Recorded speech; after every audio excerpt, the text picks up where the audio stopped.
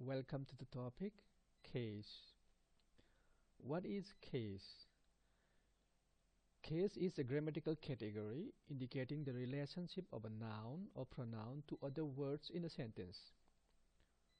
Please pay attention to the relationship that the noun or pronoun has with other words in the sentences and why it matters in academic writing.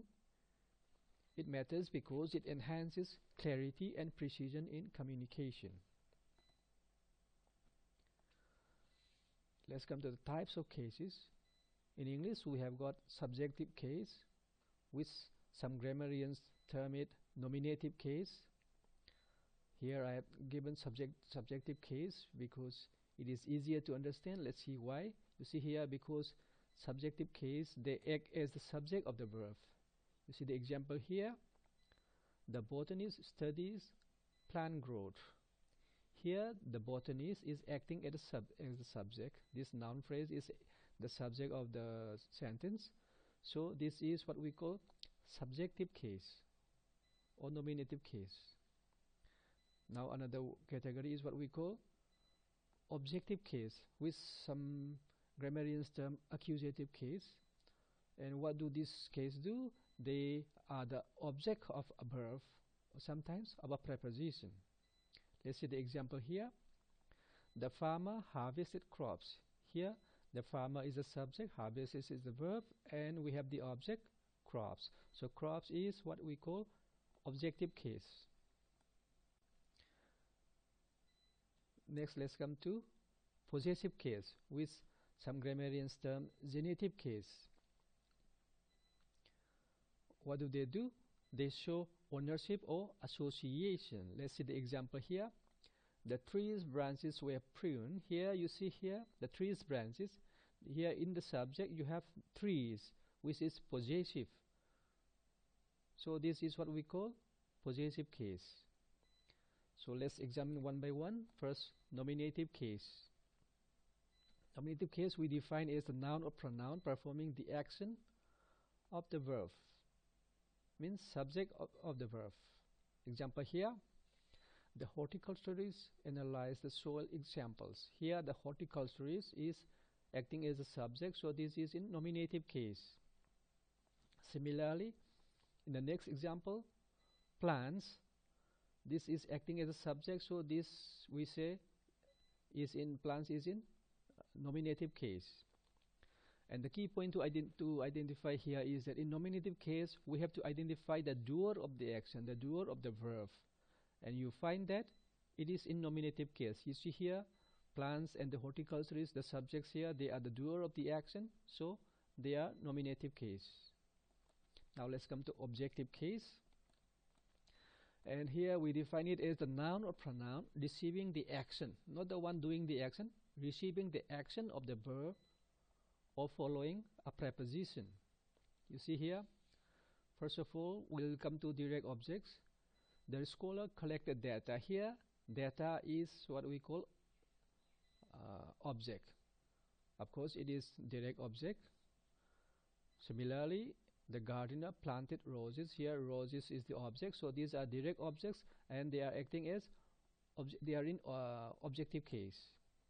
And coming to indirect objects are those which are not the things but to whom the action applies. Let's see here.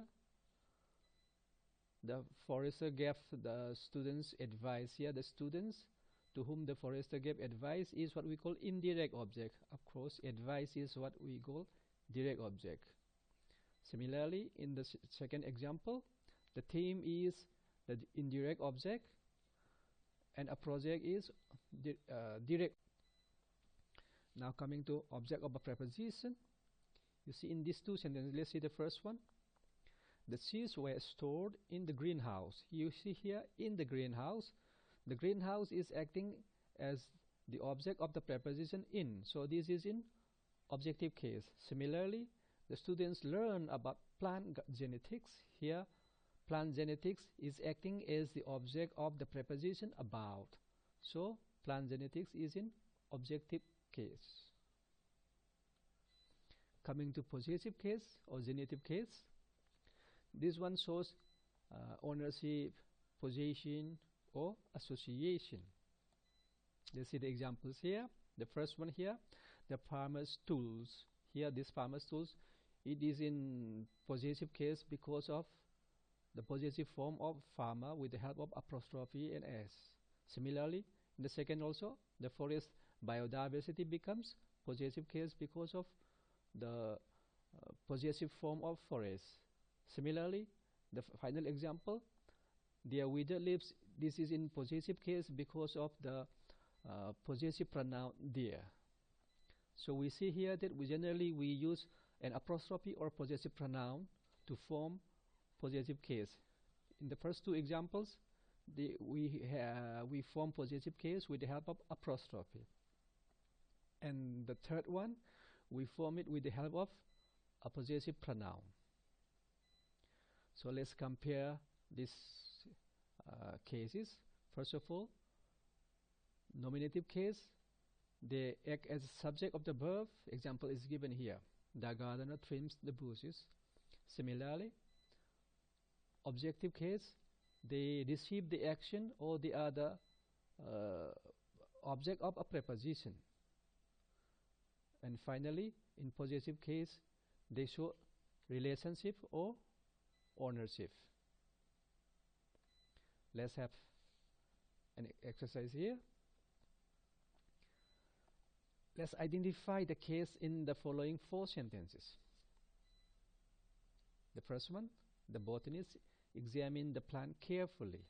You see here, the botanist, this is acting as a subject of the verb examine. So this is what we call nominative case, or you can call it subjective case also. Similarly, the plants is the object of the verb, so this is objective case. Number 2, the greenhouse is a subject, so this is nominative. And by the horticulturist is the one who is doing the action. I mean, who is even though he was the action, but here it was the one who did the action. But in this sentence, it is the one receiving the action, since it has been transformed into passive sentence. So here, this is what we call objective case. In number 3, the farmer's crops. Even though this is in the subject, here because of the possessive form of farmers, here we have possessive case. And coming to number 4, the students collected data. Here the students is the subject, so this is nominative case. And they collected what? They collected data. So this data is objective case. And their research is acting as the object of the preposition for this, so this is what we call objective case. So this is what we